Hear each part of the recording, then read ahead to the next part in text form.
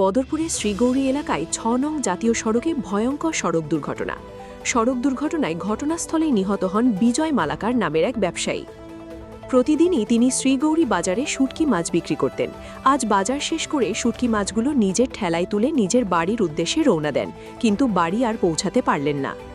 শ্রীগৌরী বাজারে প্রায় দিনের মতোই নিজের ব্যবসা শেষ করে বাড়ির উদ্দেশ্যে রওনা দেন বিজয় মালাকার। একই দিক থেকে TR01Y1582 নম্বরের ট্রাক নিয়ন্ত্রণ হারিয়ে বিজয় মালাকারকে ধাক্কা মেরে পড়ে যায় ট্রাকটি।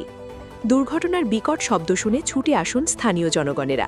ঘটনাস্থলে উপস্থিত হয়ে মৃত বিজয় মালাকারকে উদ্ধার করে স্থানীয় শ্রীগৌরী চিকিৎসালয়ে নিয়ে যান। চিকিৎসালয়ের কর্তব্যরত চিকিৎসক নিহত বলে ঘোষণা করে।